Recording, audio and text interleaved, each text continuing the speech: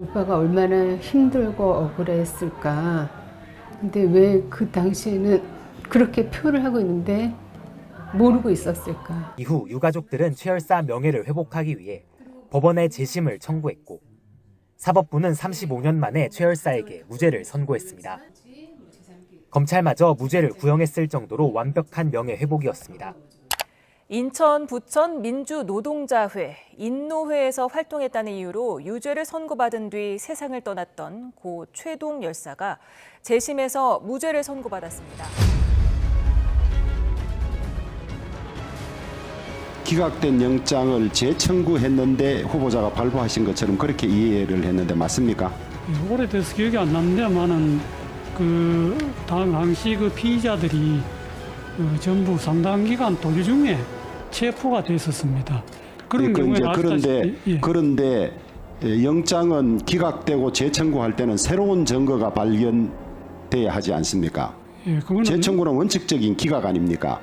그런데 새로운 증거가 발견되지 않았는데 첫 영장처럼 판단해서 도주 요리가 있다고 발부하는 것이 맞는지 예, 오래돼서 제가 확인을 할 수 있습니까 지금? 예, 아마 확인할 수. 재청구 영장인지 첫 영장인지. 예, 나중에 확인해 보겠습니다. 판사님께서 그렇게 구속영장을 기각된 것까지 다시 발부했던 것에 대해서 인정하시죠? 예, 제가 이거 보니까 발부한 사실은 인정합니다.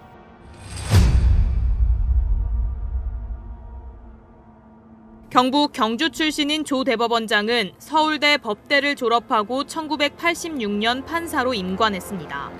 이후 서울고법 부장판사, 대구지법원장 등을 거쳐 2014년 양승태 당시 대법원장의 제청으로 대법관에 임명됐습니다.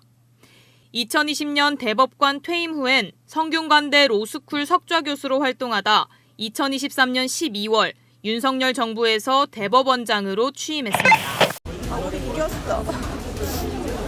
우리 철도공사 직원 받고 우리 복직할 때까지 월급 지급하라고 판결 났다. 주말에 끝내고 엄마한테 얘기를 그렇게 했거든요. 엄마 나 일주일만 있다가 내려올게. 기쁨은 대법원에 의해 산산이 부서졌습니다. KTX 승무원은 코레일 소속 열차 팀장과 업무가 구분돼 있어 코레일 직원으로 볼 수 없다며 기존 판결을 뒤집은 겁니다.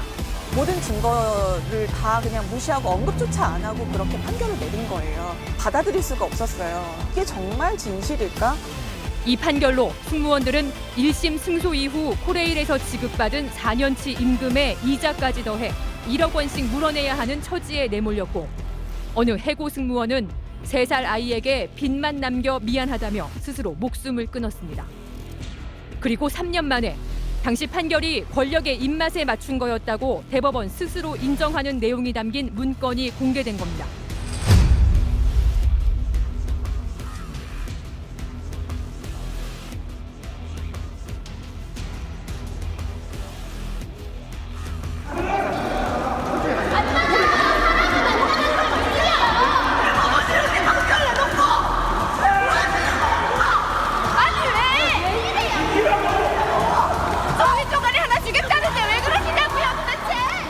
근데 지금 드는 생각은 그들의 잘못인 거고 분명히 책임을 져야 한다고 봐요. 사람의 목숨값을 뭘로 책임을 질 수 있을까요? 한 승무원이 절망으로 목숨을 끊은 지 1167일. KTX 승무원 208명이 해고된 지 4469일 만입니다.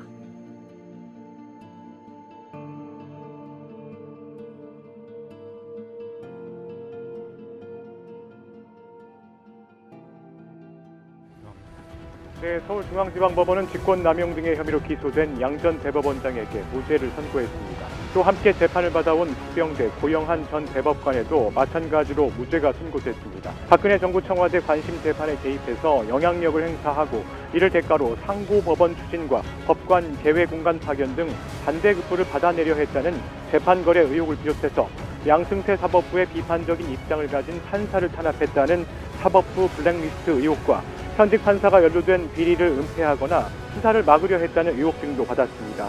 이 밖에도 양 전 대법원장이 공보관실 운영비를 불법 사용해 비자금을 조성했다는 의혹과 파견 법관을 이용해 헌법재판소 내부 사건 정보 동향을 수집했다는 의혹 등도 판단 대상이었습니다.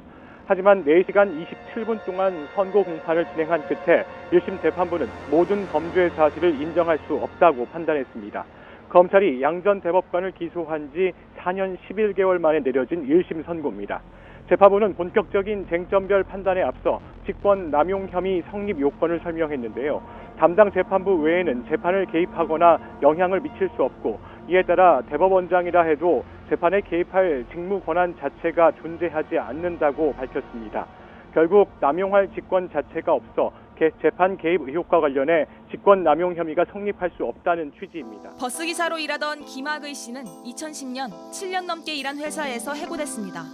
버스비 6,400원 가운데 400원씩 2차례 800원을 횡령했다는 이유였습니다. 왜 800원 횡령했는지는 알고 계세요? 800원 숫자가 작잖아요. 이 800원 왜 횡령했는지 알고 계세요? 재판하셨고 수십 번 질문 받으셨을 거 아니에요. 근데 어떤 이 노동자가 800원을 왜 가져갔냐고요. 그냥 뭐 소소한데 어떤데요? 근데 본인 말씀으로는 아니 알고 계시는 대로 말씀해 보세요. 심리를 충실하게 하셨다면 이 정도는 아시겠죠. 그냥 뭐 간단한 뭐 음료수라든가 뭐 이런 걸 자판기 커피용으로 상황, 100원씩 가져갔다는 겁니다. 네, 그렇게 알고 있습니다. 네. 그런데 이게 5가족의 생계를 끊을 사건입니까? 김 씨는 해고 이후 생활고를 겪어야 했습니다. 해고자라서 무조건 그냥 컷이에요. 막노동자 어쩌다 한 번씩 하고 뭐 쓰레기 치우는 일도 하고. 후보자님 하신 판결 중에 뇌물 500만 원 받은 교감 구제해 주셨습니다. 이거 징계 양적 기준 어떻게 됩니까? 연구 영역 자금 2억 7천만 원 횡령한 대학 교수 구제해 주셨습니다. 이거는 양적 기준 어떻습니까?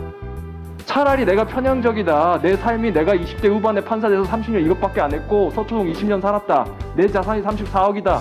대한민국 초인류층이다. 그러니까 내가 편향적일 수밖에 없다. 내 주변에 버스기사 이런 친구들 없다.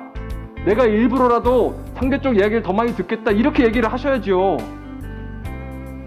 그래야 저희가 마음 놓고 24,000명의 국민들 재판 받으시라고 하지 않겠습니까? 예, 지금 뭐 말씀하신 제가 뭐 앞으로도 깊이 새기고 그렇게 소신을 하도록 하겠습니다. 이상입니다. 오늘 대법원 판결은 최종심이 아닙니다. 국민의 심판, 역사의 판결이 아직 남아 있습니다.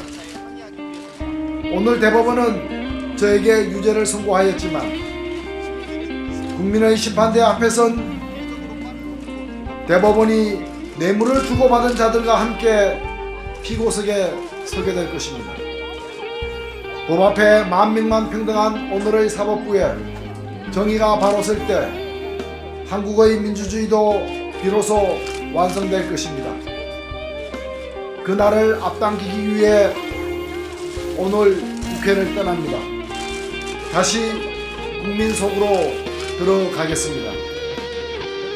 2013년 6월 14일 진보정의당 공동대표 노회찬.